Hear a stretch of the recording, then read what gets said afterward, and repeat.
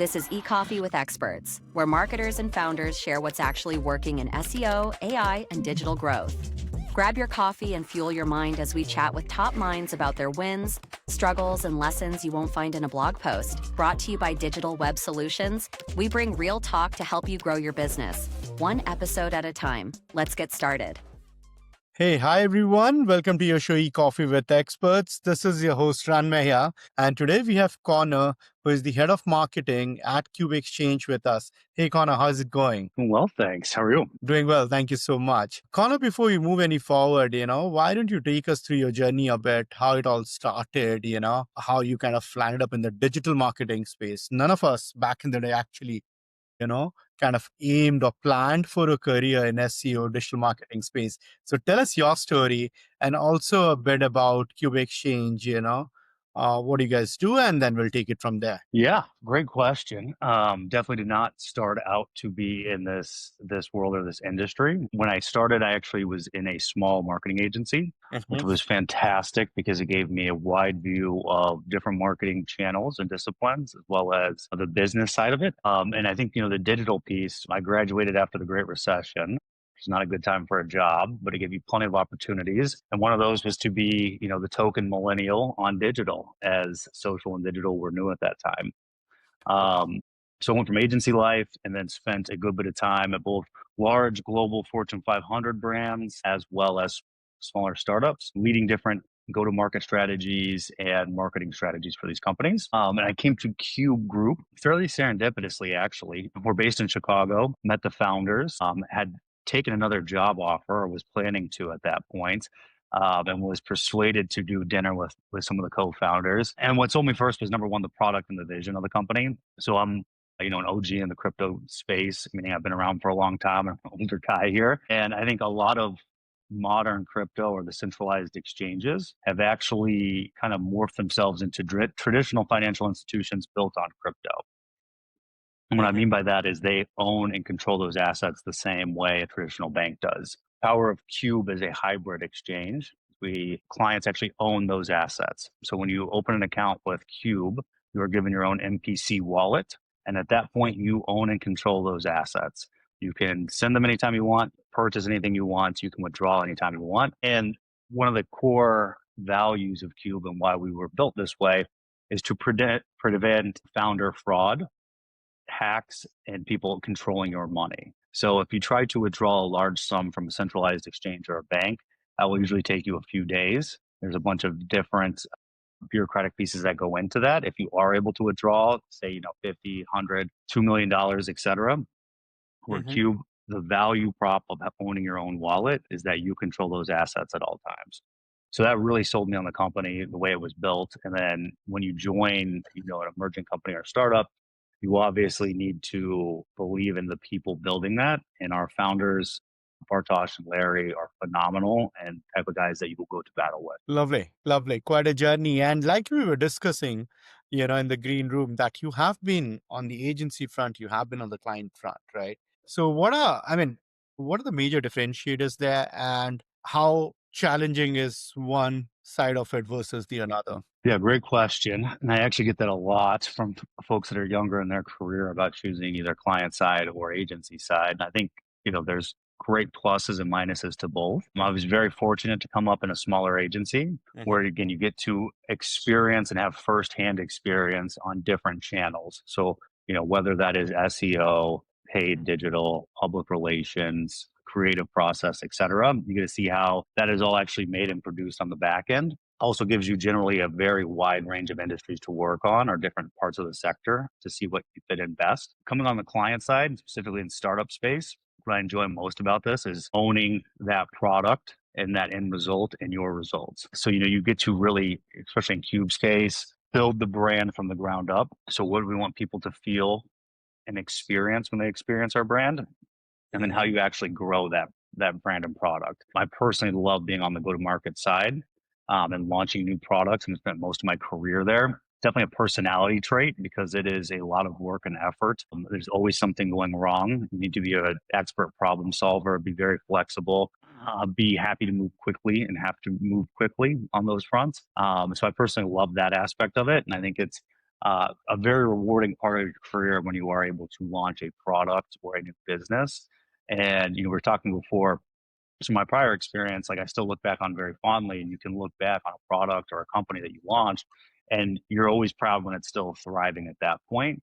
And I think it's a big pride point for me is when you come in and you build a company or a team that it continues to thrive and often can do better after you leave, and you're able to build something that's sustainable for the long term. Nice. Connor, we do not really get a lot of crypto marketing experts on our show every now and then. So since you're here, because through your experiences in the crypto marketing niche, how is it different from the others out there? Quite a bit of regulation when it comes to, global crypto market, and a lot of volatile nature, and the uncertainty around crypto.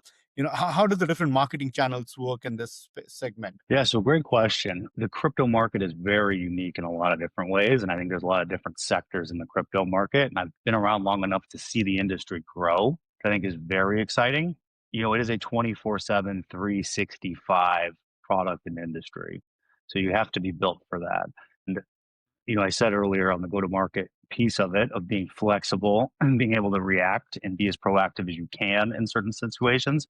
And crypto is probably maybe the most, you know, best example of that, where traditional go to market, you can have time to plan, develop your channels, develop your brand, develop your strategy, etc. And you launch, react, optimize. Crypto, there's always something almost every single day that becomes the main character of the story arc at that point that you need to be flexible enough to work around. I think it's very exciting. One of my former roles at a large agency was launched and helped build the crypto offering. And we had a lot of traditional financial marketers there. And so part of my job was recruiting people to join my team.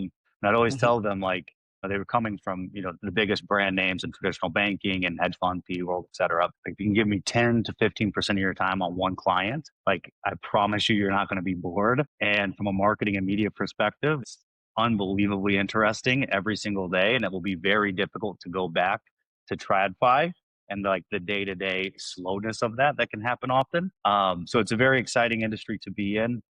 I think you have to be able to, have a strong, authentic ownership of the brand in your channels, because it does move so fast that you often don't have time to try to strategize or come together as a group to respond to something or to be active on a certain scenario. So you have to have that sense of authenticity and ownership built from the ground up to be able to execute, every hour of every day. Lovely, lovely. And what was the trigger moment, when you decided that, okay, digital assets or crypto, finance market is going to be your long-term, marketing career, right? So what kind of triggered that decision in your heart or in your mind? Yeah, great question. So I think, one of my favorite parts about being in marketing is that you can take that skill set to a lot of different industries. And that's, I mentioned earlier, I was very grateful to be at a small agency and experience a bunch of different industries early in my career. So I think you can take it elsewhere. But it's a great question about what makes you dive into crypto full time. My story, or my, orange pilling, as they call it, of coming into crypto happened a long time ago, probably 2014, 2015. I was on the agency side. I had a client that was a gold broker, physical gold, and Bitcoin was a very hot media topic. So we ended up doing this video series on gold versus Bitcoin. We wrote the scripts, we produced it. We had a very famous spokesperson come and be the influencer for this piece. And after we wrapped shooting, having a victory drink at the bar, and I kind of casually say to them, like, I'm going to be honest with you, I kind of take the Bitcoin side of this trade if we're looking at it. And they all look at me, stone cold serious. I'm like, oh, we're very long Bitcoin as well. Like, it doesn't need to be an either or, you could do both. So I think that was my first moment of like, all right, this is a very real asset. You get in on a personal level. And then I was fortunate through, brokerages and agency life to be able to work on both. I have my cake and eat it too. And then 2019-ish, 2020 was my moment where, I gave him that advice of give some of your time to crypto and it will be difficult to go back. Well, that was because I had lived it. And at a certain point, everything else just seems, a little more uninteresting, and you follow your passions, right? And so you end up getting to an inflection point where you want to go all in. You find the right company or fit for you to do that, and then you never look back. And it's again, every single day here, there's really not a boring day, and it's unbelievably exciting to be in part of an industry that is so aspirational, so optimistic, and so hardworking. Um, that again, it's difficult to go back for. So, I had a bit of a slower burn in terms of coming full time into the industry, but very glad I did and crossed that Rubicon when I did. Lovely, lovely. And then you have led, GTM for Fortune 500 and unicorn stage startups, right? So when you design a launch strategy, Connor, what inputs do you prioritize before any channel decisions are made? Yeah, great question. So, as much as things progress and change, the more they stay the same on the marketing front. I think you have a really good marketing background and understand it from a fundamental level, and you can apply that to any different industry. So, when you look at like the key input, or what is your key input for go to market, and you come back foundationally, no matter what industry you're in, is you need to understand who your audience is and who your customer is. You need to understand them very well. And in this case, it's great because I am a customer in a lot of cases, and we are for the products that we build. So you need to understand who your customer is, what are their pain points, and what are you solving, and understand that intimately. And then you can build your way up to say, okay, what type of messaging do we have to communicate that we solved this problem? What type of creative can we develop around this to communicate that message? And then where does that audience live and where can we deliver that message to, right? Like, how do we reach that end user at the end of the day? And, I'm old enough that experience the digitization of marketing across the board. I think we're just living in a golden age for marketers to where you can get very hyper localized and hyper targeted to those audiences. And you can cast a very wide net across crypto or across finance. But within each one of those, you have specific customers that you're trying to reach for specific products. And again, I think we're in just an absolute golden age of being able to laser target those folks and then deliver that message and ultimately solve the customer's need. So when you ask like the most important input for me for a go-to-market strategy, it all starts with the customer. Lovely. And you have executed seven-figure media deals and long funnel lead systems, right? So as per you, what is like a most underrated channel, which or format driving ROI today, and a lot of marketing folks are not really kind of putting the right kind of emphasis on that. Yeah, so great question again. I think when you say the long-term funnel, right? And when I'm setting up any type of go-to-market strategy, first I'm a huge believer of multi-touch attribution. And so I think when you look at each channel, if you look at them individually, you're often missing the big picture. And especially today's media environment, you have a very distracted consumer across multiple channels in most cases. So being able to, from a foundational level, implement a multi-touch attribution system to understand how many of those channels actually work together to get your end result of that conversion and to actually have somebody buy or become a customer is key to understanding where your money needs to be allocated to. So I always start there, number one. And I guess to actually answer your question, a most underrated channel, cheating a bit, but it always goes back to that customer and where are they at. So, I think crypto's a unique beast in that crypto Twitter is, famous or infamous, depending on who you're talking to, is a great way to reach your audience. And I think in the institutional space, that's very different. Also, even on the crypto side of things, to actually answer your question, I think the most underrated from an institutional side is LinkedIn. And I actually personally hate LinkedIn as a consumer and a user of it, but it's great from a marketing perspective. Where on the institutional side, you have a much smaller audience often than in retail. And so you can get very laser targeted to your decision buyer of that chief investment officer, chief technology officer, whomever you're targeting into, um, and drive a phenomenal ROI through that channel for that ultimate conversion there. And as we move into 2026, Connor, it's already December 25. What is one fundamental shift financial buyer behavior do you believe, marketers are not really putting a lot of focus on as we get into 2026? Are not putting a lot of focus on. Yeah. Well, I think what's a nice resurgence is in-person events and more customized, bespoke experiences for people. And I think when you connect that to a multi-touch attribution model, you can raise that awareness through a lot of different channels, but from a financial lens specifically, especially on the institutional side, these are very, large purchases or buys when somebody comes in to invest with you on an institutional level. That needs to be a very customized experience for those people. And it often comes back to, that trust and authenticity of the company they're doing business with. And so being able, I think, to have, an in-person or a more customized experience across the board takes a lot of time and effort to do well from a marketing perspective, but the ROI is immeasurable when you have those relationships. I think a lot of it comes back to developing those relationships. So you might be able to drive a lot of that initial awareness top of funnel through traditional tactics, but developing those long form, long term, and profitable relationships for the company. I think a very underrated channel there is, old school in person customized events and experiences for your end user.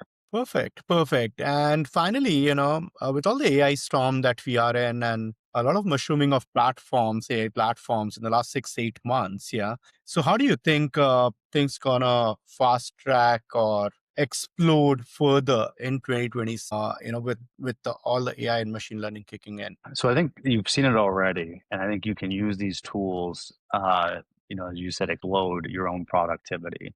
And I think from either agency perspective, consultants, dependents, or internal, being able to leverage those tools can make the team 10 times more efficient, if not more, if you're doing it right. So I think you're going to see a huge gap of people that are using tools appropriately and efficiently to boost their output and productivity versus those that don't. I think unintended consequence of that is you get a lot of this AI slop, specifically in marketing. And so I think there'll be a great opportunity for marketers and companies to differentiate themselves from the herd by creating very high quality creative and outputs at that point that show their authenticity, that show who the brand and the company actually are, as opposed to just like, the high volume AI produced content.